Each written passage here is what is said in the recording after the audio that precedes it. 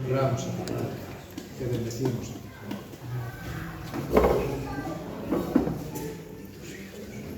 Honramos a ti.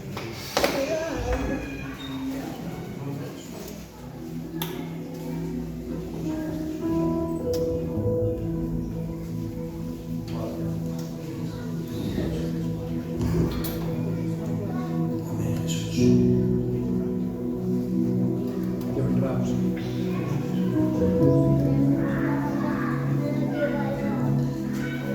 El Señor está en este lugar. Bueno, el pastor decía que compartiera algo con la iglesia. Y tengo algo que compartir. Quizás son 10, 12 minutos. No soy muy extenso en la palabra.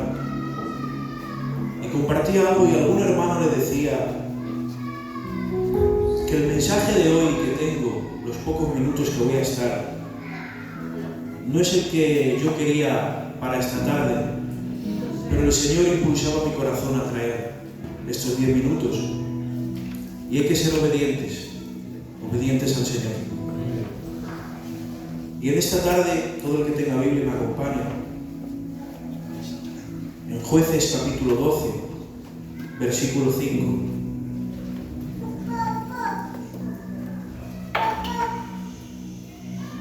El Señor ha tratado conmigo en este mensaje, pero sí decirles que mientras diga estos 10 minutos, yo estoy ahí sentado igual con vosotros, escuchando la santa palabra del Señor. Jueces 12, versículo 5 dice: y los galaditas tomaron los vagos del Jordán a los de Efraín. Y aconteció que cuando decían los fugitivos de Efraín: quiero pasar, los de Galaad les preguntaban: ¿eres tú efrateo? Si él respondía no, entonces le decían: ahora pues di Sibolet. Y él decía Sibolet, porque no podía pronunciarlo correctamente. Entonces le echaban la mano y los degollaban junto a los vados del Jordán. Y murieron entonces de Efraín 42.000. Esta es la etapa de los jueces, la etapa de los jueces. Y no había rey en Israel. Los amonitas entraron en conflicto con Israel, y entonces los ancianos de Galaad se reunieron y llamaron a Jefté, un hombre valoroso y un hombre valiente. Entonces Jefté fue el líder de ellos, y con los galaditas se enfrentaron a los amonitas y los vencieron. Jefté fue el líder y los vencieron. Y llegamos al capítulo 12. La tribu de Efraín se entera de la victoria de Jefté y van donde ellos a quejarse. Quieren quejarse porque no los llamaron a la guerra. Y empiezan una conversación, pero esa conversación acaba en una guerra entre Jefté y Efraín. Y como hemos leído, los de Galaad le esperan a las orillas del Jordán, y todo el que pasaba le preguntaba: ¿tú eres efrateo? Pero si ellos decían que no, les decían: bueno, pues di esta palabra, Sibolet. Pero es que ellos no podían pronunciarla correctamente.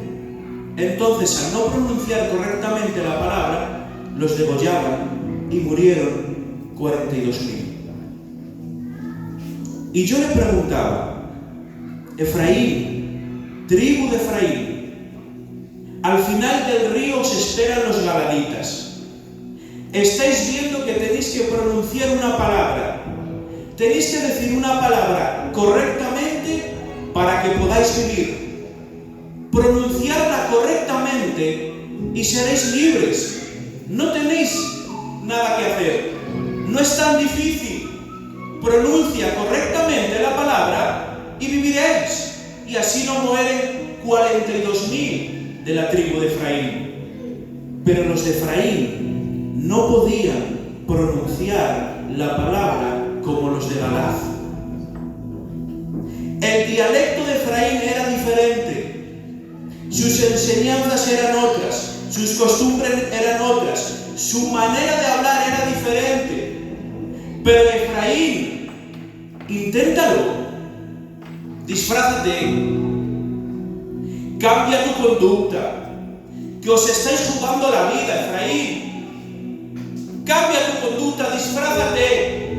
Y dice Efraín que no podemos, que va dentro de nosotros. Pero Efraín pronuncia como los del mundo, pronuncia como los demás, que os jugáis la vida. Y me vuelve a decir Efraín que no podemos, que nuestro dialecto y nuestra identidad es diferente. Y no te dice nada esto. Te lo aplico de esta manera como el Señor me lo ha dicho a mí. Dentro de nosotros tiene que haber una diferencia a los de afuera. Nuestro dialecto tiene que ser espiritual. La Biblia dice que somos extranjeros y peregrinos. Nuestra manera de hablar tiene que ser diferente a la del mundo. Que se note en nuestra pronunciación que marcamos la diferencia. Nosotros no podemos pronunciar como el mundo quiere. Nosotros no podemos adaptarnos al mundo con su vocabulario, con sus ideas, con sus políticas, con su cultura, con sus economías. El sistema de la iglesia no se puede adaptar al mundo. Tenemos que marcar una diferencia. Que los demás rápidamente noten que somos diferentes. Nos tiene que encantar, iglesia, el ser diferentes a los del mundo. Aunque a veces nos lleve situaciones difíciles, situaciones que pretendan humillarnos, o situaciones límites, pero que seamos fieles y demostremos que nuestro dialecto es el dialecto del cielo. En Primera de Reyes, capítulo 21, Acab, el rey Acab, quiere la viña de Nabot. Acab, rey de Israel, tienes ejército, tienes palacio, tienes armas, tienes poder. Es una simple viña, Nabot, véndesela. Pero Nabot, en todo el capítulo, solo suelta una frase. En todo el capítulo, solo suelta una frase, Nabot, y dice: líbreme Jehová de dar la heredad de mis padres y venderla. Un capítulo, una frase: líbreme Jehová de darte la heredad de mis padres. Conciso, sin negociar, sin dudas, sin titubeos. ¿Pero por qué? ¿Por qué dice solo una frase? Había una ley en Levítico 25-23 y dice: la tierra no se venderá en perpetuidad, porque la tierra es mía, dice el Señor. Nabot hacía referencia al mandato de Jehová, por eso no vendía su viña. Nabot tenía el dialecto del cielo. La obediencia y la integridad no le permitía a Nabot mezclarse con el mundo. Nabot era diferente al resto. Su pronunciación era diferente al resto. La pasión por el mandamiento de Jehová estaba muy por encima de todo negocio, de todo trato, de toda mezcla. Cuando Nabot recibió esa oferta, fue conciso. Por encima de reyes, por encima de ejércitos, por encima de todo poder, Nabot entendía lo que era y a quién servía. Nabot no era profeta, Nabot no era rey, Nabot no era sacerdote, era un simple campesino, pero sabía que no podía pronunciar como los demás. No hace falta tener un cargo, no hace falta tener chamba, no hace falta ser del coro, no hace falta predicar, no hace falta hacer campañas evangélicas. Simplemente un campesino, pero con toda honra, con toda obediencia y con toda integridad. Igual que los de Efraín no podían pronunciar como los de Galaad, Nabot no podía pronunciar como el rey Acab. No podían pronunciar como el mundo. Y dice un texto, Primera de Juan, 2:15. No améis al mundo, ni las cosas que están en el mundo. Amén. Si alguien ama al mundo, el amor del Padre no está en él. Porque todo lo que hay en el mundo, los deseos de la carne, los deseos de los ojos y la vanagloria de la vida, no proviene del Padre, sino proviene del mundo. Los de Efraín no podían pronunciar como los demás, porque los de Efraín marcaron la diferencia. Nabot no podía vender su viña y aceptar los mandatos del mundo y del rey, porque Nabot marcó la diferencia. Te invito en esta tarde a que marques la diferencia, que marques la diferencia en tu casa, que marques la diferencia en el mercado, que marques la diferencia en el súper, que marques la diferencia con tus vecinos, que marques la diferencia en todo momento, porque estamos llamados a marcar la diferencia.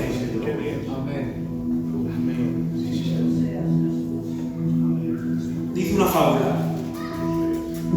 a un cordero le perseguía un lobo, y para refugiarse el cordero se metió en el templo. Parado en la puerta, el lobo le decía al cordero, susurrando, como que le hacía un favor: sal pronto, porque el sacerdote te va a sacrificar si te atrapa. Y el cordero respondió: es mucho mejor ser sacrificado a Dios que ser devorado por ti. Conclusión: mejor ser sacrificado para Cristo que ser devorado por el mundo. Que mi dialecto espiritual marque la diferencia. Que la pasión que tenga por Jesús esté por encima de todas las cosas. Que nuestra pronunciación venga del cielo, sin dudas, sin titubeos, concisos, leales, firmes. Jesús, ayúdanos a marcar la diferencia. ¿Cuántos quieren marcar la diferencia? Puede levantar su mano y decir amén. No tengo más. Lo que tengo, lo doy. Un aplauso y que el Señor lo bendiga.